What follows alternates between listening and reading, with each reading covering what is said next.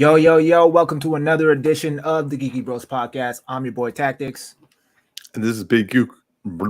This is Big Geek Umar, There who's it lost is. the ability to speak because it's Friday and he's tired. It's because you missed Darcy. It's okay. We all It's miss true. him. It's true. We're missing our bro for the next couple of weeks as he is traveling the world and also going to weddings, I think.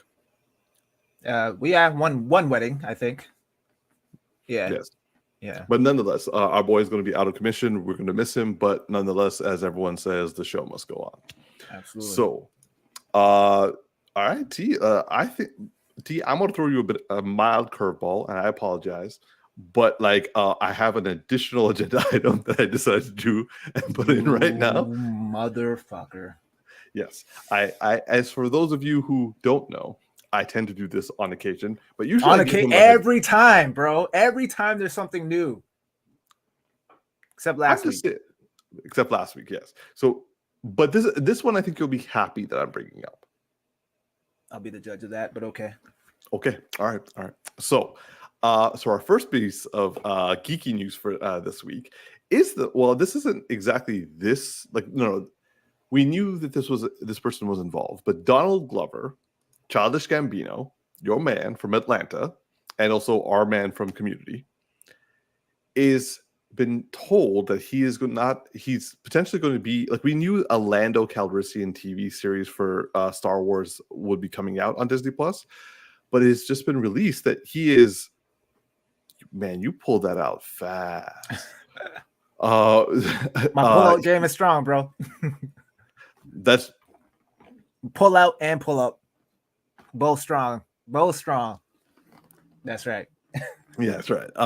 So he is going to be writing with his brother Stephen Glover the entire series. I believe it's only supposed to be a 1-season series for now, but he is writing it, and of course, well, I'm assuming, but he is going to be in it, playing the title character. So now I've only watched half of the first season of Atlanta, and I've liked it a lot. It kind of fell off with me because I was watching a bunch of other things, and then I also got busy with work. I do plan on going back, but if he's writing Lando, I suddenly give a fuck about this series. I'm not gonna lie. Aside from Andor, which I know you'll never see, I've been kind of being a little critical of the Star Wars media that's been coming out lately. I'm not all too hyped for their upcoming events, but the fact that Donald Glover is writing this series has not just piqued my interest. I'm fully curious to see how the show turns out. How about you, man? Before I get into my opinions on this property in particular, I find it kind of funny, as you were talking near the tail end of what you said. I find it so strange how the likes of Star Wars and that of anything Marvel related, what was at a certain point was at an all-time high, and it was these two properties were one of the most anticipated properties ever. Right, everybody was lining up in droves to go and watch the latest Marvel movie. People were super excited to get Disney Plus so they could, extend their viewing experience and watch more of these Marvel properties. And then same thing with Star Wars. And now I feel like people have kind of lost interest in. You're not wrong. In Marvel and in Star Wars. I haven't heard you guys talk much about Andor. There's no point. I personally, there's no point in that situation. Well, yeah, but I haven't even heard it brought up in any other geeky related stuff. Maybe it's just because it's not part of my algorithm, so maybe that's the reason. But I would agree. But in regards to that, going further, I've just kind of noticed that trend happening, and it's a little strange. I never thought, I always thought that there would be serious obsession over this, and now it's kind of like for me, for example, with what was Obi-Wan. I actually enjoyed Obi-Wan, but you guys being like the more avid fans, like you and Darcy, were not all that impressed with it. You had moments where you enjoyed, but overall, you kind of were like, I think you guys were saying something to the effect of like, because you guys already know the outcome, there weren't any real stakes, so it left little to be desired. Whereas like I enjoyed it for what it was, because I'm not as big of an like Star Wars fan as you guys. But anyway, going back to the original question as to whether I'm excited about this or not. Well, one, you made me realize I haven't finished all of Atlanta, so I definitely need to go back and watch that.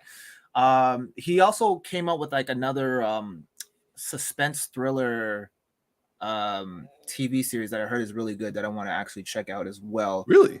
Yeah. I can't remember the name of it off the top of my head right now, but when I remember, I'll either send it to you over WhatsApp, or if I remember. Yeah. Here. But definitely want to check out that. But in terms of this, I mean, you know me, I've been an avid Donald Glover fan ever since before he even blew up. I knew him from like Derek comedy days, bro. So like I've been rolling with him like since like he dropped his like cul-de-sac album and all that kind of stuff, and he was like famous on YouTube, the stand-up. So I mean, I feel like it'd be wrong of me not to go out and support this man in all facets of what he does. So I'm going to watch it as a not so big of a Star Wars fan, but because he's attached to it, I got to give the man some love and support the brother. So that's the main reason why I'm going to be watching this. Fair. And that's kind of, I'm not going to lie. For a second, I thought you were going to be like, yeah, I'm not going to like check this out. I'm like, seriously? But I was like, okay, I'm with you now. Okay, going back to you actually made a really good point. I will agree with your assessment. There is a lot more criticism being thrown at MCU properties and Star Wars properties. Mm-hmm. I mean, like we've been shitting on DC so much for like so long that it's kind of like, I mean, but they started off weak, so I mean, agreed. It's almost to be expected. So there is no expectation with DC. Exactly. However, I've been reading a lot of articles regarding this particular phenomenon, because you're not the only one who's come to this conclusion. Because, okay, I know you're never going to watch it, but the Barbie movie does show that people are wanting to go see movies in theaters. So it's not about the fact that people can't afford it or don't want to go out anymore. Like this movie is about to make $1 billion worldwide in under a week.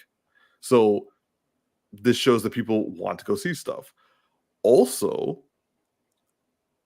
a lot of people have been angry, not at the fact, like Across the Spider-Verse, for example, that proved again people want to see superhero stuff. Mm-hmm.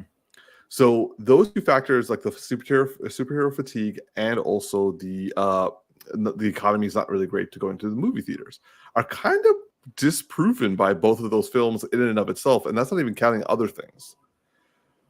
I think what's happened, for different reasons, but almost at the same time, Star Wars and MCU is not doing anything quality based. They're doing quantity based. Yeah. I came across a TikTok, and just to give you you're familiar with T-Pain, right? The artist. Yeah. So I'm on a boat. Yeah, so I think he has I think it's a podcast that he does, or if he just does live streaming or whatnot. But he was going off on this rant where he was basically getting upset at the music industry and people coming out in the rap game, the hip hop game, about how everybody sounds the same and no one's doing anything unique, no one's doing anything different. So he was just yelling at the top of his, like, do something different, shit, do something. There's like 4 different niggas with the name Baby in their name, and then he's just going off. Like, I found it hilarious, but that kind of made me like it kind of reminds me of what I feel a lot of people in this case in regards to the movies that are coming out are craving for. They want something different. They want like you're saying, when there's so much quantity being put in our face, it's hard to distinguish all the other movies because they all start to kind of blend in together and they become the same. Whereas like when the movies were so far and few between, like the first Ant-Man, it was a superhero film, yes, but at its core, it was a heist film. You know, Winter Soldier was like a espionage film, almost akin to like a. It was like a Jason Bourne film. Yeah, exactly. I was just about to say that. Yeah, so it was kind of like that, right? So it's like you almost forget that you're watching a superhero movie, right? Doctor Strange.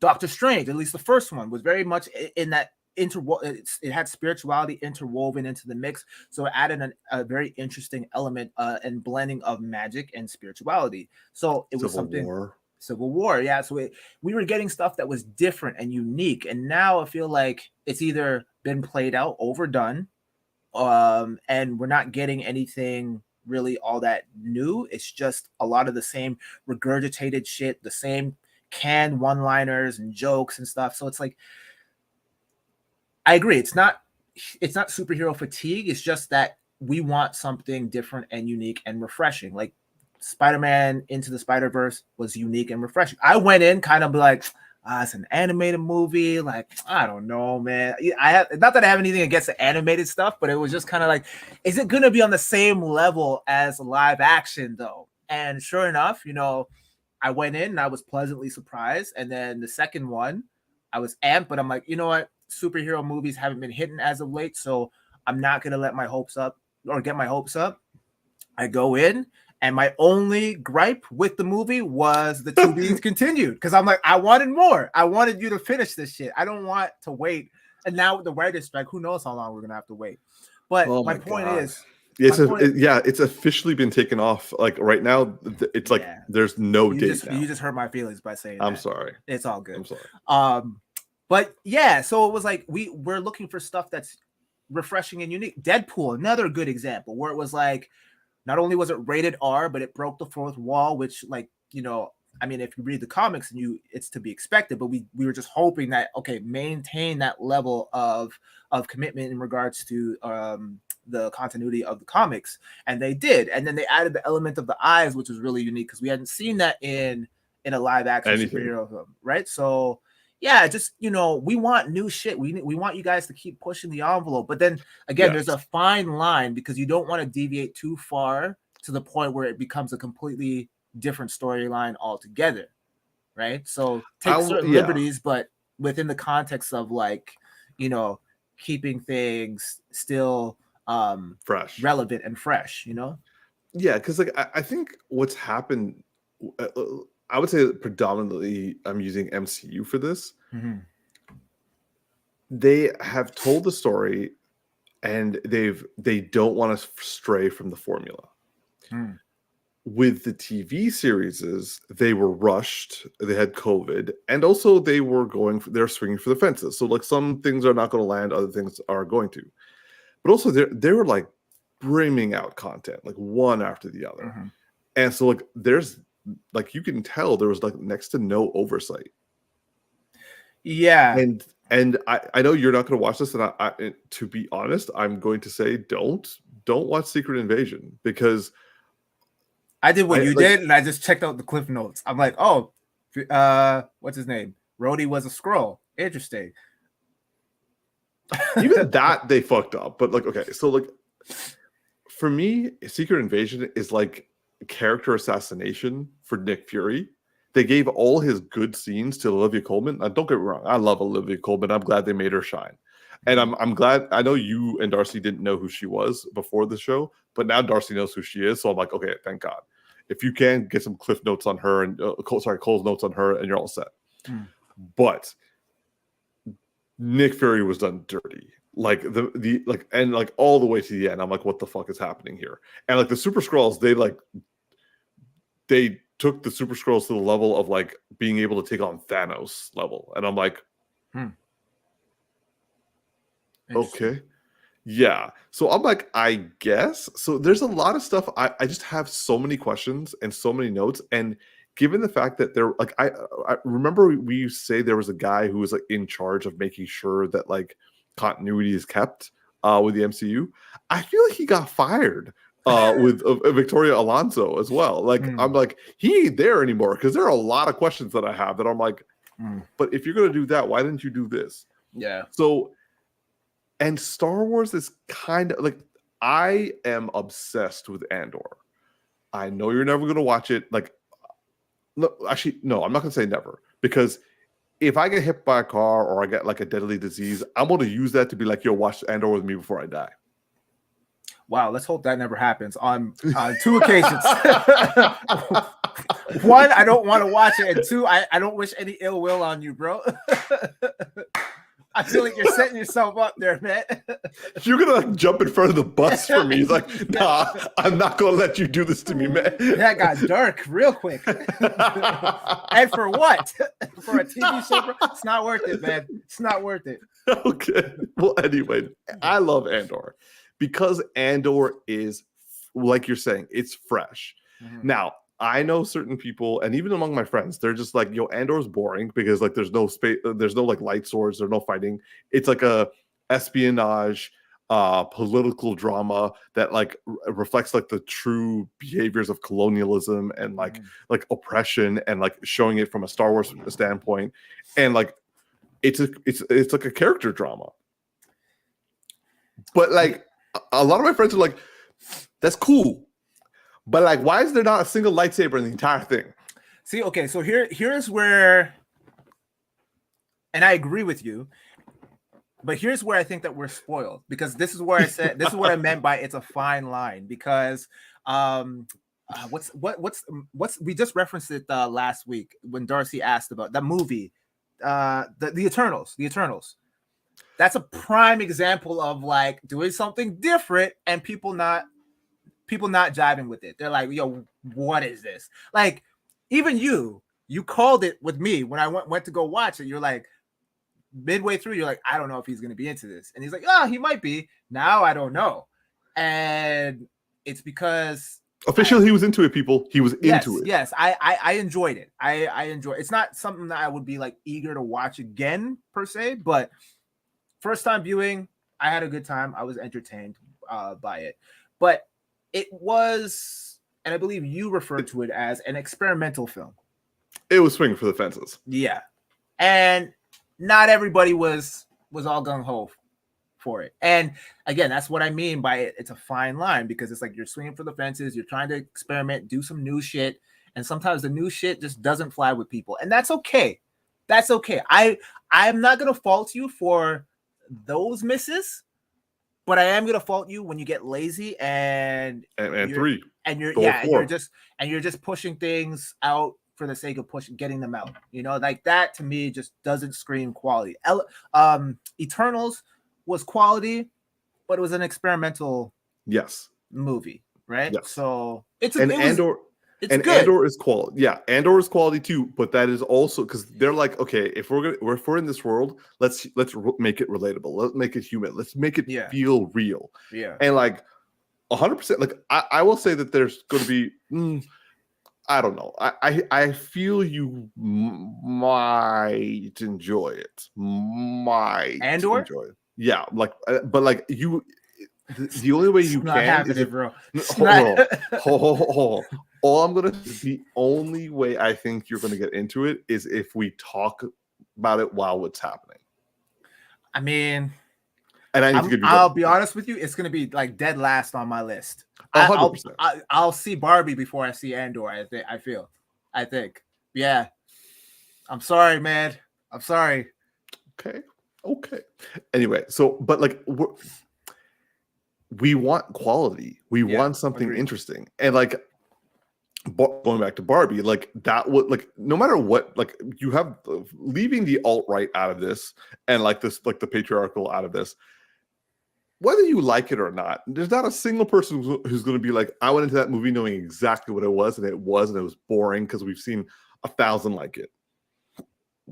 I'm sure it's a good movie. I'm not saying that. I just like I think because I remember you said it's not really a movie catered to you, and I feel like me going in, I automatically know it's not a movie that's going to be catered to me. Now, if I had a daughter and I went and I like took her to see it, I'm sure I'd have a better time and enjoy it, because it's like, oh, I'm treating my daughter. I get to experience what she experienced. I get to experience the movie vicariously through her and her feedback towards it, or how she reacts to it, right? So I think I'd enjoy it more in that aspect, or if like my partner was interested in wanting to watch it and like was a fan or had like some connection to Barbie back in the day or whatever, which she doesn't. So there's that. So yeah. yeah, Okay, now on the topic of quality superhero stuff, moving on,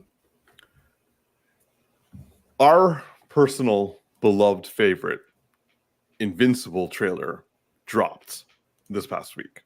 Season 2. We also know season 3 has been confirmed, but season 2 is going to be coming out. I think it's like November 3rd or something like that, or like sometime in November.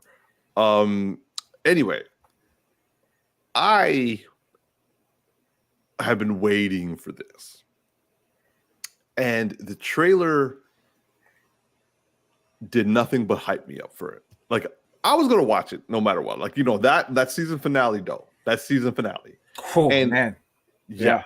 And this is another example of how you keeping stuff fresh. Like, so much so that Robert Kirkman, who wrote the graphic novel, is writing the series. But he's like, hey, I did this like 20 years ago. I kind of want to come back and give it another try. And I think I can do a better job. Mhm. And he is. He's actively making his own work fresh. As he should. Exactly. And that's what I think is missing in the MCU Star Wars lineup, because they're not doing that. They're just keeping it the status quo in whatever variation they can find. To that point, and sorry to kind of go off topic a little bit, but it's relevant. The Dark Knight, didn't they get the comic book writer of the writer of the comics that they use as a reference point for the Dark Knight involved in the script writing process, or am I like making that shit up? Okay. I thought because Christopher Nolan, his brother, and also David Goyer were like were the people who were writing. They were just adapting. Got you. Okay. Got you. Yeah, but like, you have a good story, but you're adapting it and you're modernizing your adaptation. Mm-hmm. And like, that's what this trailer was kind of showing, is that like, okay, so the characters are back. Also, we're bringing new characters in. And also it's like the voice, like, I mean, did you see that list of voice actors coming in this season? Oh yeah. That I was just like, I'm looking at that list and I'm like, wait, what? Yo, what? And like, I want to see it. really bad. How about you, man? What did you think of the trailer? I enjoyed the trailer. I feel like I didn't need one other than just the confirmation of yes, season 2 is coming soon. Even better, season 3 is confirmed, which is awesome. Yeah, it was a very simple trailer. There wasn't a whole lot going on, but from what we did see, like, I'm invested. I'm interested. The way season 1 ended was phenomenal. It was shocking, gripping, like emotional. Like, I really want to see how that all pans out, and it makes me want like a live action movie of this series. Like, ooh, I'm gonna say no to that one. I don't want live action. Not anytime soon. Obviously, like, I still want them to just continue with the series, but eventually I would love for them to do like a live action thing. But that's just me. Because I get a kick out of seeing how, like, this is kind of why I'm excited for Deadpool 3. Right. Because of the, like, we finally get the comic accurate Wolverine suit. And I've always kind of just wondered, I'm always interested, like, okay, like, how are some of these suits going to translate into live action? And is it gonna be in a way that's believable for this world?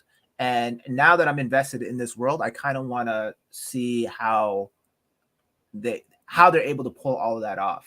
And on top of that, it'd be like on the same level as like The Boys in terms of like the gore factor too. Yeah. Right. So, but yeah, I mean, yeah, I'm invested. I love the first season. Every episode got progressively better. and yeah, I'm in it. I'm hooked. So just for people listening, when I was talking about the cast, here is the just to name a few of the people who are going to be part of it. So it's got Peter Cullen, aka the voice of Optimus Prime, going to be in this. It's got Sterling K. Brown from Yeah, I This Is saw that. Yeah. Us. Yeah, he's going to be in this. It's going to have like I'm not sure if this is something big for you, but it's big for me. Tatiana Maslany, who is like She-Hulk. She-Hulk. We got Callista Flockhart in there. We got Phil Lamar. Like, come on, man. Like Phil that's Lamar just too. yeah. Oh shit. Okay. Yeah. We also have Tim Robinson. And also Chantel Van Santen. She played what's his name from The Boys, the wife. The wife who dies, who was like raped by Homelander. Oh, right. Okay. Yeah. We have Chloe Bennett from like what you call it? Oh, Josh Keaton. Sorry. Sorry. I know that voice actor. But yeah, so like this is on top of all the people that were in there before. So I'm just like, I cannot wait for these people to show up and start fighting. Like these are some bad motherfuckers and some bad fights coming up. Like, it would be nice though to see that Mark is actually going to be winning fights this time around, as opposed to just nonstop getting his ass kicked by he everybody. got his ass handled by everyone. Like, but everyone was fucking up. Then again, also he's still kind of a rookie, right? Yeah, so no, he's definitely not well seasoned in the superhero world yet. And I think after the ass whooping that his dad handed him on a silver platter, I think that's going to course him into taking the superhero gig a lot more more serious. Yeah, and probably start training with I forget the name of the character, but he's voiced Mortal. by Seth Rogen. Oh, the Cyclops dude. Yeah. Oh my god. Alan. That's his name. Yeah. Alan. Okay. Yeah. Yeah, because like we did see him. We also saw Mark taking on the Immortal. I couldn't tell if they were fighting or if they were training. Either way, we're in for some pretty epic fight scenes. Yes. Yeah. Now, speaking of epic fight scenes, I feel this is a good transition to the special episode that was released on Amazon this past week for Invincible, which is the Adam Eve special. Now, it's an hour-long episode that is basically like a very short story / movie. It's basically the entire focus is the origin story of Adam Eve. Now, she was, I wouldn't say a big part of season 1 of Invincible, but she was a main character. And in this episode or special, we see Eve's basically birth to when she was about like 16 or like 15 or something like that. We see her developing her powers, the full length of her abilities, the government conspiracy. Lance Reddick, who passed away earlier this year, he was voicing one of the characters, so it was nice to hear him come back. And yeah, there's some fucked up stuff in her origin story that was actually like really dark. But that highway fight scene though. Yeah, that was crazy. Yeah. So okay, personally, I really enjoyed this episode. I would give it like a solid 8 out of 10, if not 8.5. I feel this really does a good job of showing like almost like the X-Men mutant predicament from a perspective of someone who was like kind of born with it. It was really interesting that they took like a step-by-step approach to kind of showcase her difficulties in life, the whole madness about her birth, the whole stuff with her mom, the whole thing with her adoptive parents who don't realize that she's an adoptive child. The fight sequences, the animation, all of it. Like it was really, really awesome to see how they're able to fully flesh out this character that was, I wouldn't say a throwaway character in the first season, but just you felt you could do more with her. What do you think, T? Yeah, I definitely agree. I felt like she took a definite backseat in the first season, and I can kind of understand that because there's a lot to focus on. I mean, obviously we have to establish Invincible as a character, being the main character, but also the dad, and fleshing out that whole backstory as well, and the whole reveal about who he really is. So a lot of the other characters kind of have to take a back seat to further along the plot. But I really enjoyed this episode for what it was. I'll give it a strong 8, I would say. There was a lot to love in here. It was good to see Adam Eve's development, her arc, and see that fleshed out a little bit more. It was sad to kind of see how her friend treated her after revealing that she has powers and whatnot. And I mean, that's sometimes the harsh reality when we look at people that might be different than us, and we automatically have these preconceived judgments about them. And it's unfortunate, and it's surprising how, or rather not surprising, but it's easy to see how a person can deviate to villainy so quickly because of how they're being ostracized for being different. And it's all a matter of choice. You can either, like, I read somewhere where it's like the hero and the villain are essentially the same. They come from the same background, but what distinguishes them is their choice. A hero takes their circumstances and says, this is the worst thing that could ever happen to me. I'm going to make sure that no one ever experiences what I've gone through. Whereas the villain says, this is the worst thing that could ever happen to me. I'm going to make sure that everyone pays for my suffering. And it's all a matter of choice, right? So I just find that really interesting. So yeah, I liked it. I enjoyed it. I'm curious to know if they'd actually consider doing this for other characters as well, like one-offs for some of the other. I don't see why not, to be honest. I mean, first of all, there was a mid-credit scene for this, which it was nice. It was nice to kind of see. It was nice to see behind the family dynamic that he had in his mind, like that we saw from the first season, and we knew that he was kind of like a little bit rougher in the beginning, when Mark was first born, but kind of like became more and more into it. Mm-hmm. But it was nice to see that like that programming was still pretty present when he was like still like a 10-year-old. Yeah, it was interesting. I thoroughly enjoyed it. Yo, bro, if you got superpowers, would you show me? Would I show you if I had superpowers? Yeah, because I know you wouldn't freak out. I don't know. I don't see. That's the thing. I don't think anyone in our circle of friends would, in our close circle anyway, would abuse that knowledge. I mean, I would definitely be like I'll be like, that is awesome, but we need to keep this under wraps. Yeah.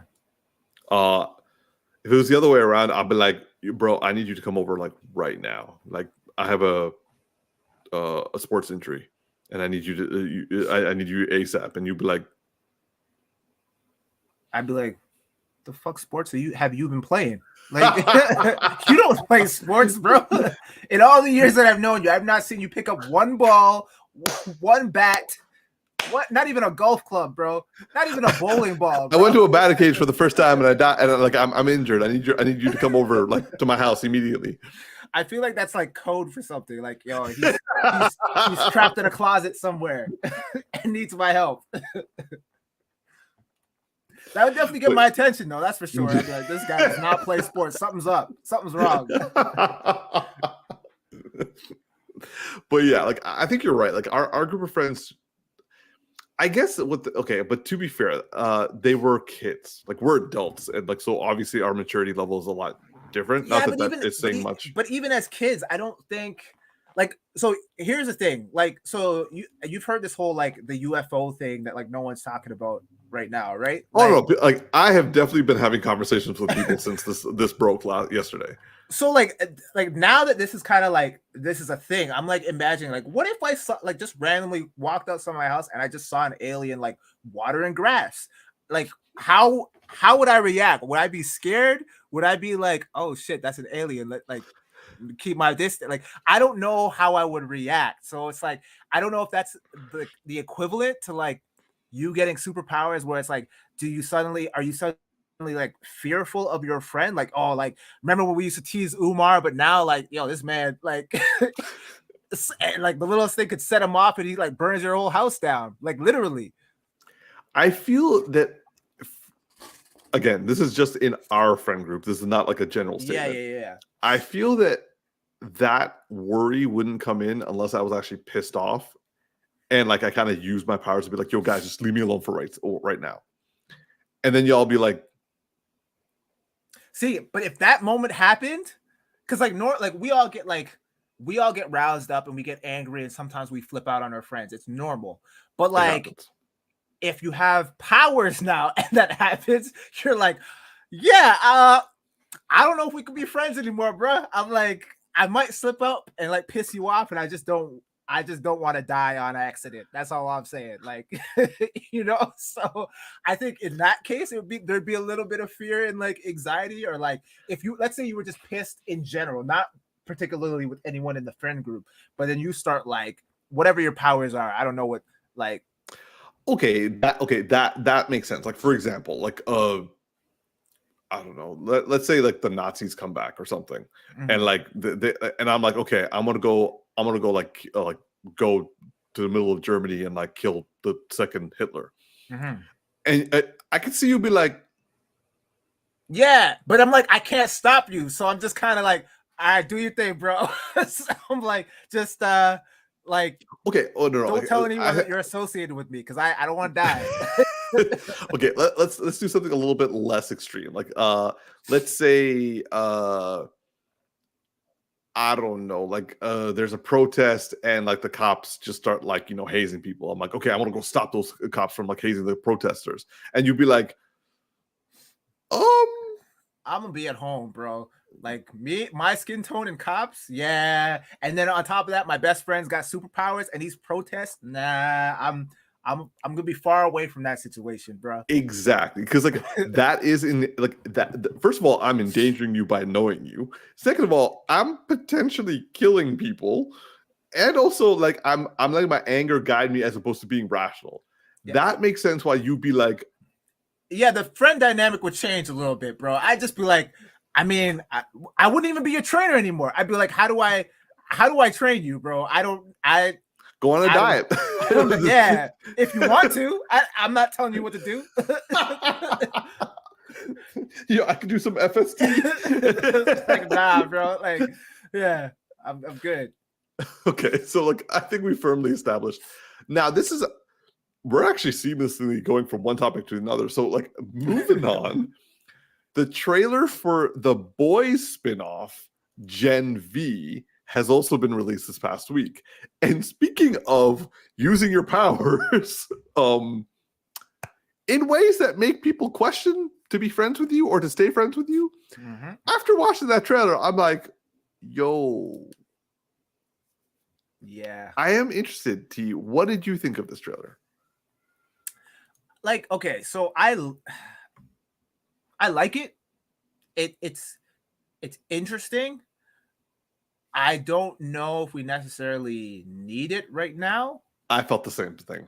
Like I feel like it's far too early for there to be like a spinoff. Yeah. So I'm not sure how I feel about it yet because I'm still very much attached to The Boys, and The Boys is not even done yet. And exactly.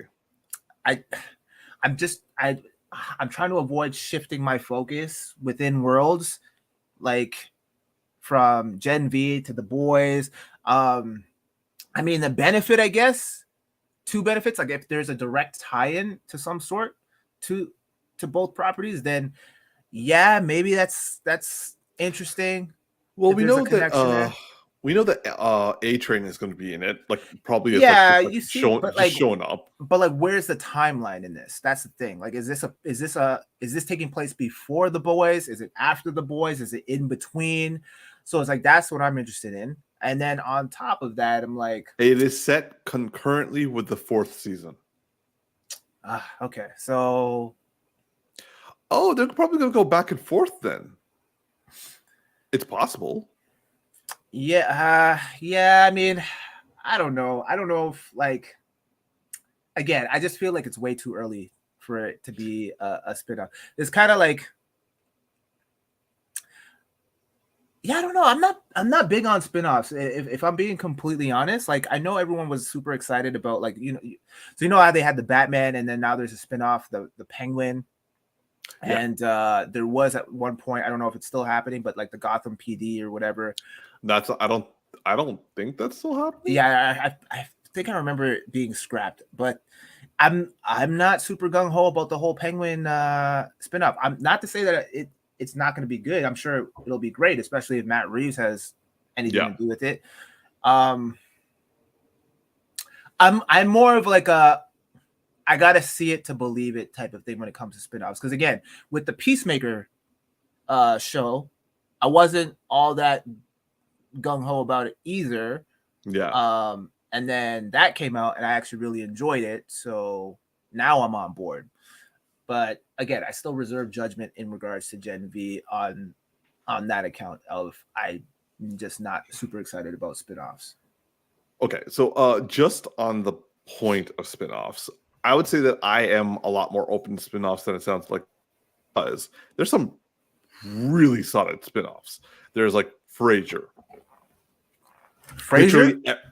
Yeah, Frasier. What is that a spin-off of? Cheers. Oh, really? Yeah, because the character went into his own series. And like the characters from Cheers would all visit him like once or twice. I feel like I knew that, but I never watched the show. So yeah, okay. So there's Frasier. Literally every single Star Trek TV series. Okay. Yeah. It's like every single one of them.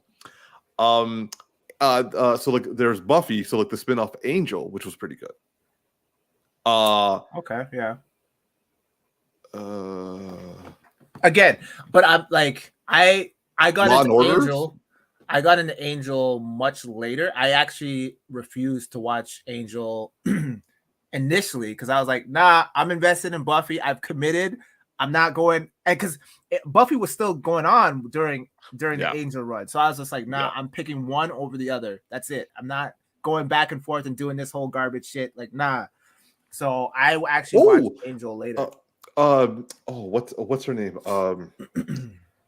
Oh my God. Xena. Warrior Princess. From Hercules, right?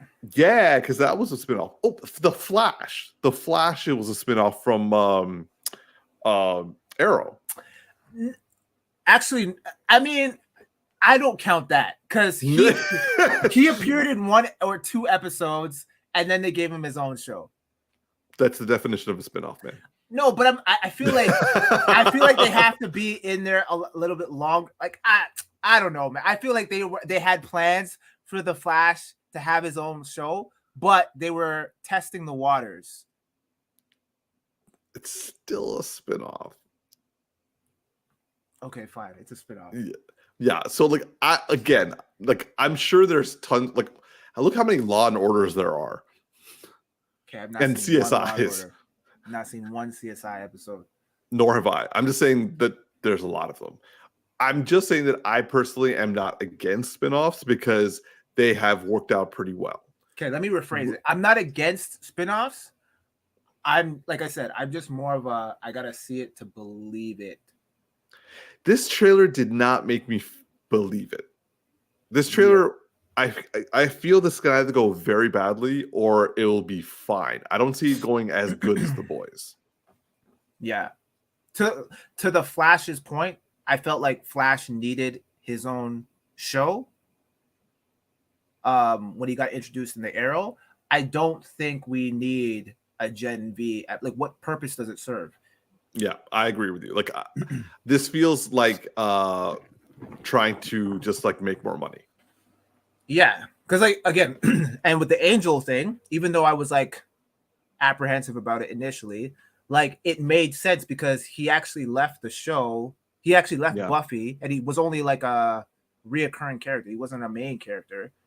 And then he was a guest appearance. Or... Yeah, he was a guest appearance, and so then he left at one point after his arc in the show had completed, and then they gave him his own show. So it made sense from a progression standpoint for him to have his own show because he left, he went to Los Angeles, and then opened up shop there. So yeah, that served the purpose. This I don't know what the purpose is yet. I have to watch it to see it. If like I feel like it's just a money grab and they're just trying to, because maybe I guess The Boys is coming to a tail end and now they have to like extend the story because they also had that animated. I didn't watch that. Yeah, I watched like an episode and I was just like, nah, it's not for me. Like it's just not necessary. It doesn't serve a purpose. So yeah. All right. Well, I guess we will see. But to be honest, I just want to watch The Boys. I'm not that enthused about this. Agreed. Moving on to our next topic. Now, this is definitely something that like discussion of manifestation. But like last week we were discussing, or I should say Tactics did a classic pull and it was like, oh man, like, you know, I can't wait. Like, I hope they like bring out like they do adaptations of other shows like Biker Mice from Mars and Street Sharks. So that's coming next. Yeah, that's coming next. So lo and behold, we read an article that Ryan Reynolds, our local Canadian, who is also building a production company, I feel like a production company in Markham, represent. Wait, what? Yes. That I did not know. Yes. Can we get jobs there? I have been looking, but they haven't been posting anything. Damn, yo, get on that, bro. I'm hoping that I've set an alert, so hopefully, like it will be something. But yeah, no, I know, bro. That's our hood right there, man. That's what I'm saying. Anyway, so Ryan Reynolds has announced that his production company is reviving the Biker Mice from Mars cartoon series. This will be an animated adaptation to an animated series. For those of you who don't know, this came out. You know what? Let me just read it. This came out in 1996 or 1993, and the show is about three anthropomorphic mice named Throttle, Modo, and Vinny. Who survived an apocalyptic war on Mars and end up defending Earth from evil, foul-smelling Plutarchians. It consisted of 65 episodes and ended in 1996. And now, 27 years later, Ryan Reynolds' his production company, Maximum Effort, is going to be, reviving it. Remaking it, doing his thing. T, what did you do? I spoke it into existence and it manifested, man. Sometimes I'm lucky and I have that ability. I remember I wanted to be the one on the right with the metallic arm. I actually have the toy still somewhere in my garage. Yeah. Dude, you got to dust those off because you could probably sell them for something. Definitely, 100%. Yeah, but like, I'm not gonna lie, I have no memory of the series. I just remember watching them on bicycles, loving the guy with the metallic arm, and never liking the guy with the mask on his face. Oh, really? Interesting. How about you? What were your memories of Biker Mice? I don't have many memories from. I know I enjoyed the series. The only thing I remember is that, if my memory serves me correctly, and sometimes it does, it ended on a cliffhanger, and I was pissed because it was Is that who hurt you when it comes to like cliffhangers, bro? Oh, there's a lot. There is a lot of series that hurt me in regards to cliffhangers that never got resolved, storylines, story threads that just were left unthreaded, and still hurts me to this day. But yeah, it ended on a cliffhanger from what I remember, and then it was just this lingering question in the air, like what happened to the biker mice from Mars? And as a kid, I didn't know anything about cancel. It just one day it just didn't come on the air anymore, and I was like, what happened? So yeah, that was kind of unfortunate. But now my question, or my wonder is, are they going to completely reboot the series, or is this going to be a continuation from where they left off? It sounds, since they said revival, I'm assuming it's a remake, because like you got to make it fresh for new audiences. Like no one's going to want to rewatch the old cartoon. Also, where can you watch the old cartoon? Yeah, that's true. That is very true. That is very true. Yeah, I mean, I'm on board for it. Another wonder that I have is, like, why biker mice? Not that I'm complaining, but it's just interesting that Ryan Reynolds of all people is like, hey, let's revive biker mice from Mars. I'm kind of surprised. I guess he was an avid fan, but I mean, he was like well into adulthood when this thing came out. I would believe. So he's older than us. Yeah. So like, yeah. So yeah, I'm kind of curious as to like why, out of everything that he could choose to bring back or like create, he decided on maybe he loved it. Like maybe it was like his shit. Like for me, it's gargoyles. Like I would bring that shit back for sure. Now someone beat me to it, but like, you know, still. Yeah, but I feel like gargoyles was like in your era in terms of like you grew up on gargoyles, you grew up on Teenage Mutant Ninja Turtles, you grew up on Batman, right? Like I feel like I don't know. I don't know if that was his demographic back in the day. Unless he had like a nephew or something that was really, or actually no, not a nephew. Like a family member that was really into it, and then passed down the toys onto him or something like that. I could probably see that. Yeah, like maybe it holds like a special place in his heart for something. I don't know. It just seems like very unusual that this, of all things, like would warrant him to like create a revival series out of it. I'm with you. Like it's like it's a surprising choice. Yeah. Very, very, very surprising. Yeah. It's like Patrick Stewart wanting to revive hip hop in some capacity.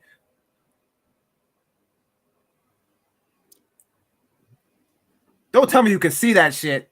No, I'm surprised that like I would say, because that would be weird. That would be like I think there's a lot more where did that come from versus like Ryan Reynolds being like, I want to like redo this cartoon that clearly I'm like my personality. Okay, I see what you're saying.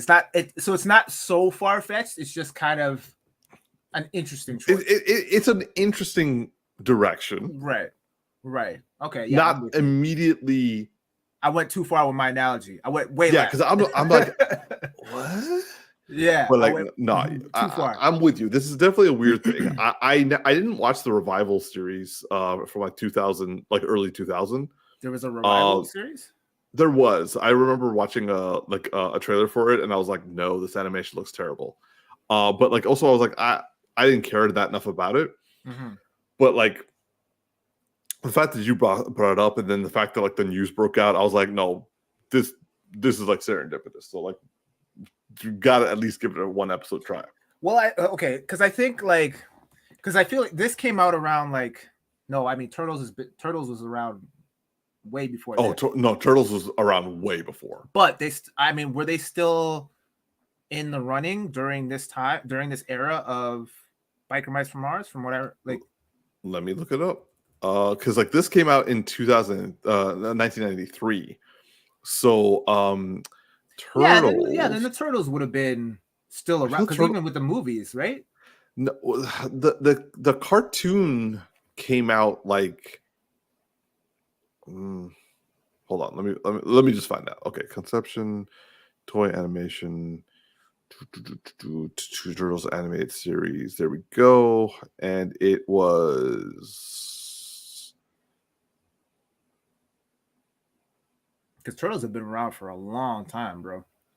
So they must have like 1987. crossed over. That doesn't seem right. That seems really early. That's when Was it 19? No, 1987.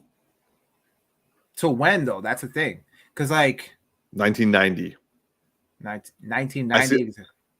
Yeah, so I like I can hold on. Wait, hold on. There's 7. Whoa, there's a lot of seasons. I'm not sure. Okay. There were 10 seasons of Turtles? That doesn't seem right. It's all a blur to me at this point. Yeah, agreed. Let's just say like 1987 to like 1991. So like roughly around the same thing. So my point is not like this. So obviously, you know, the Turtles themselves have stood the test of time in terms of like their longevity, whereas like some of the other ones have kind of fallen off. Like Street Sharks, I don't think lasted all that long. Cops. Oh, like the animated? Yeah. Oh, yeah. So there's that. There's Street Sharks. There's Biker Mice from Mars. Yeah. So I think maybe right now they're trying to bring back a lot of those old properties for a newer audience, like similar to like what they're doing with like Super Mario and Sonic, where like, you know, they're trying to they're redoing IPs essentially. Yeah, which I'm okay with. It just shows that like, you know, there's no more confidence in original ideas, nor are there any original ideas. Like we've done them all, and so like now we're like going back to the 80s to like we had a Barbie movie, like, and now now Mattel is like streamlining their own cinematic universe with like Hot Wheels and like that like punching one. So but again, clearly IP, like I think it goes back to that what we were talking about earlier about the thin line, right? Yeah. Like how far do you go in your attempt to experiment with something new where you run the risk of deterring people from even checking it out to begin with? Right. Whereas I think there's that nostalgia factor that people just hang on to where they're like, oh, I remember Biker Mice from Mars. I don't remember anything else other than they're mice from Mars, but yeah, I maybe watched a couple episodes here and there. I'll check it out, kind of thing, versus like a brand new property that no one knows anything about, and you're just kind of like, yeah, I don't know about that.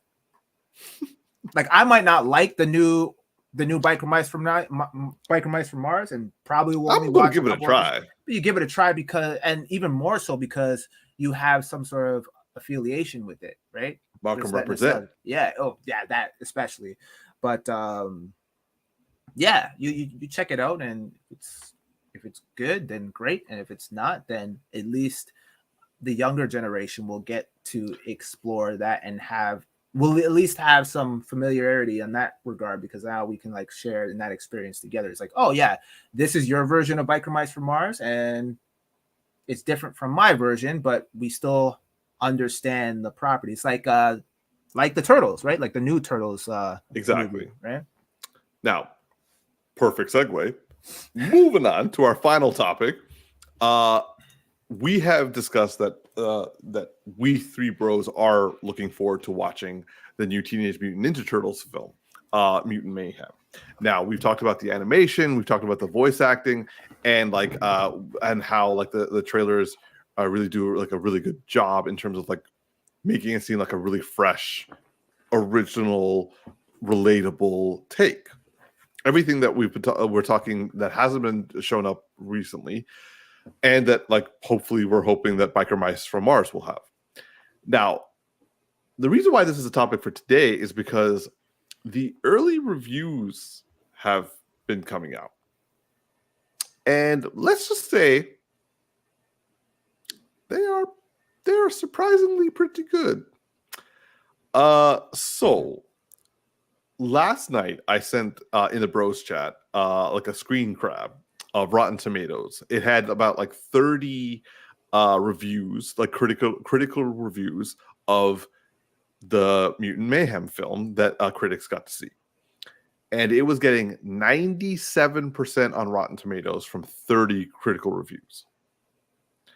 Now, that's big. That's a strong opening. Now, things usually go down as more and more reviews come in. It kind of dilutes the tomato meter. So we've now gone up from 30 to 44. And it's gone up 1% to 98%. So clearly, the critics are, or I say the early critics, are pleased with this. Now, I do try to analyze the statistics to kind of make sure that, like, you know, getting some sort of a gauge of like how good of a movie it is, because like how good of the responses are, because if like everyone gives it like a fresh rating, then it's 100%. But like if everyone gave it like a fresh rating of like 65%, then it's a 65% movie that's like getting 100% on Rotten Tomatoes. So like I have been taking a look. Firstly, there are 16 top critic reviews, and that is about 94% fresh. So already we're seeing like a mild dip, but we're still well in the 90s.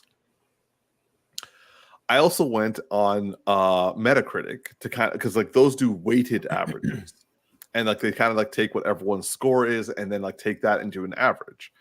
Now, obviously, they mostly are a lot lower than Rotten Tomatoes, but I've gauged that let's say Rotten Tomatoes gives it like a movie a 90% or on like a 95%, it would be like an 80 to 85% on Metacritic. So it's like that's how you like weight out the averages. So Metacritic is giving this a 74%.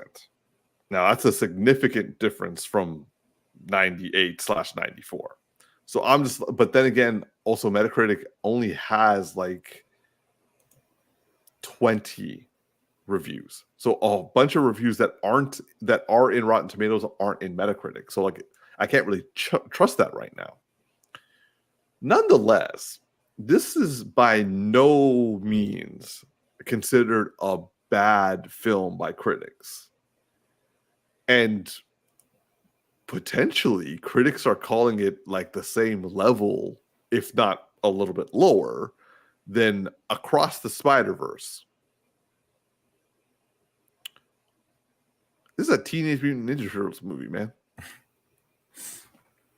Like, people who made this were drunk when they conceived the story. And we getting a potential 90% film?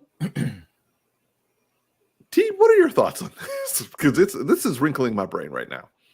I mean, again, Turtles have stood the test of time for many, many years. They have been a beloved franchise among many generations, and rightfully so, because they're awesome. And obviously, one of my first fondest memories of the Turtles is from the first original TMNT movie. And I mean, surprisingly, it's got like 6.7 on IMDb, and that is a travesty because that movie is incredible. I unapologetically love that movie, and every now and then I'll like check out just one scene on YouTube, and then I'll go down the rabbit hole of checking out another, and then before long I'm watching the entire film, and I'm like in awe of excitement and glee because I'm just like, oh, this movie just touches my soul in so many different ways, and I love it. And we reference it. Me, Umar, we have like our running jokes where we reference it all the time. That and Batman '89. But anyway, that's neither here nor there. Oh, bro. What happened? I just looked at Rotten Tomatoes. You are not going to be happy. What, with the original TMNT? Yeah, the 1991. Yeah, true fans know what's up. Like, I don't need validation from people that don't understand. 41%. Yeah, get the fuck out of here with that. That's But audience score is 81. there you go. There it is. That's Yeah. all that matters. That's all Yeah, that matters, because true fans know what's up. That movie is great. It is incredible. If you grew up in that era and you watch that movie, I can't find one person that like is a geek that has anything bad to say about. Yeah, if you're not a geek, you get a pass, because maybe it's just too weird for you, like turtles talking. Yes. And It's like silly. yeah, I can understand how you wouldn't be able to grasp the concept of what's happening right now. What is going on? Also, if you watch it now. Yeah, if this is it's your first time exposed to something like this, it can be a little jarring. You're like, a talking rat? Nah, yo, this is not for me. But if you're a geek and you grew up in that era, like everybody that I know loves that movie, bro. But anyway, we're not talking about that movie. We're talking about this. But my point is to say that, turtles have been beloved for many, many generations, and they've gone through different iterations over the years. Some great, some not so great. But it's good to see that people are still receptive to the Teenage Mutant Ninja Turtles, despite some of their misfires in regards to, like, maybe the Michael Bay films and whatnot. Oh, good God. And because, like, I find that, like for example, with DC, what's going on, like, they've had so many mishaps that, like, a lot of people are just giving up on, like, again, and John Campy has brought this up, where it's like a movie like the Justice League should have done Endgame numbers, or have come close to it, because nobody knew. And I don't want to speak for everyone, because I'm sure, like, a lot of geeks the vast public did not know the name Avengers. No. I knew of Iron Man briefly, just because he showed up in Spider-Man the animated series, right? That's the only reason why. And Captain America, yeah. But I knew of Captain America because I watched, like, the old school, like old school movie, the corny, cheesy Captain America with the red skull and everything. That movie was trash. Yeah, it was trash. Yeah, 100%. I can't even defend that movie at all. But no one knew who the Avengers were until the MCU, and they did things right. They planned ahead, and they knocked it out of the park. Justice League, on the other hand, did not do that. And not to ask.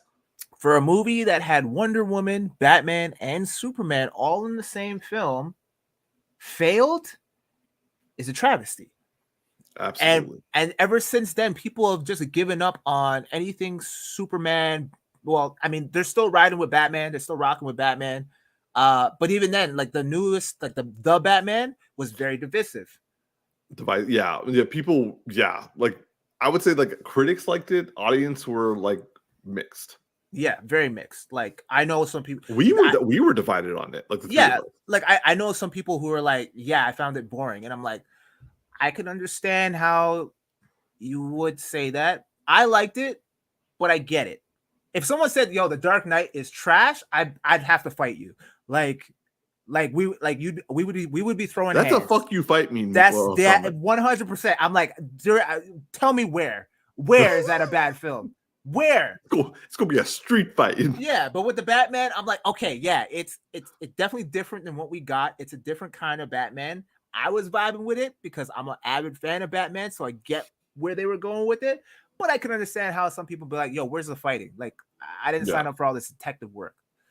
With this, I'm glad that the Teenage Mutant Ninja Turtles have still been able to stay relevant over the years with the TV shows and now with this movie, and they've taken a different approach with the animation, which is really, really great.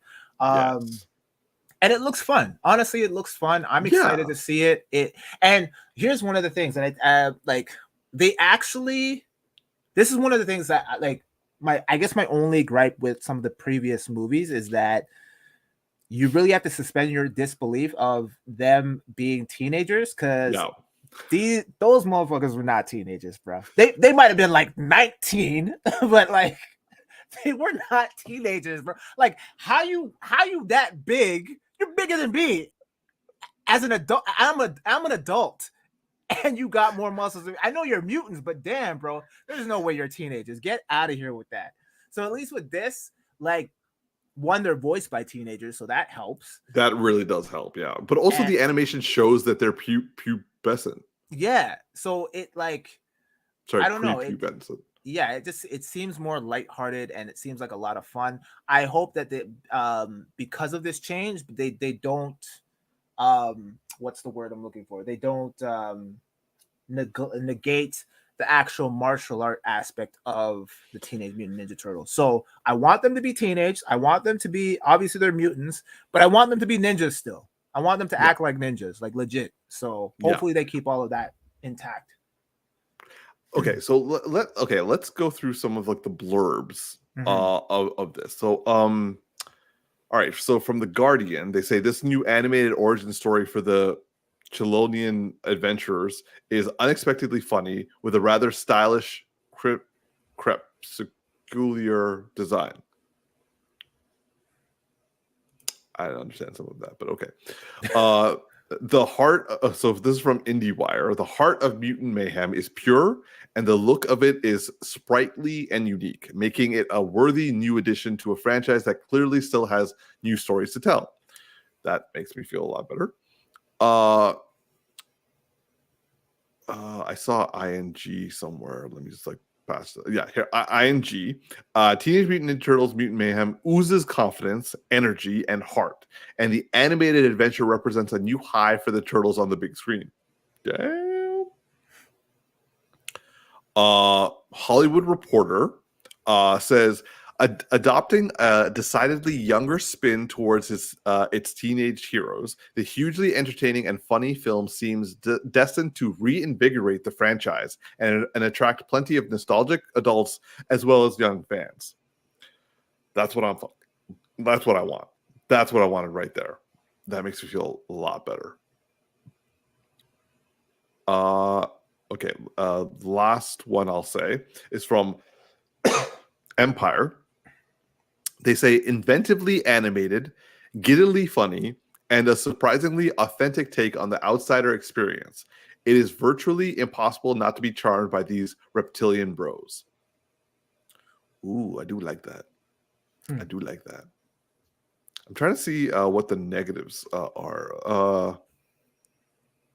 Okay. No, that just sounds super judgy. Okay, so variety. Let's go with the variety here. The movie's mostly just meant to be fun, and that it is, skewing young while giving lifelong fans, including those who grew up on the Turtles, plenty to geek out about.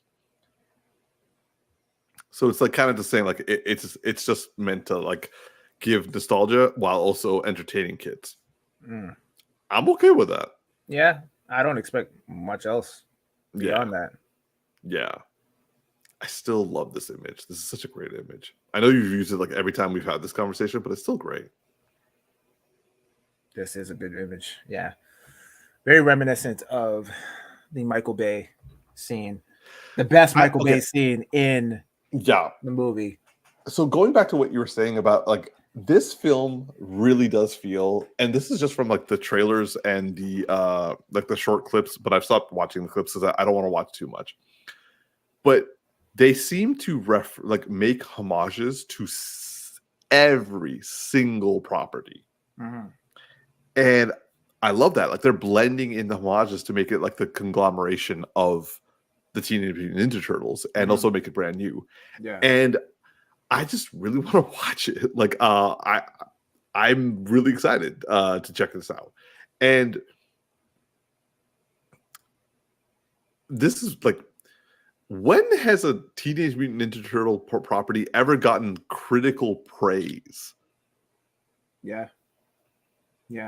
And I mean, I feel like that's what you want out of like a nostalgic property like this. It's almost akin to that of the Super Mario Brothers movie, where they made references to a lot of the games I think the TV series as well. But there was a lot. It was very layered in nostalgia, which people enjoy because you're sitting there and you're watching. And you're like, oh, I know that reference. I know that reference. Oh, I get that. You know what I mean? And so it adds to the level of excitement and the experience, the overall experience that you get when watching a movie. And so 100%. I feel like this is the same thing where like what that reviewer, one of the reviewers were saying, where it's like there's a lot to get out of it from an adult perspective who is familiar with the Teenage Mutant Ninja Turtles, but then there's also something new and invigorating that people who are like little kids that don't really know much about the Teenage Mutant Ninja Turtles can actually come to enjoy and embrace, right? So everybody gets a little bit of something.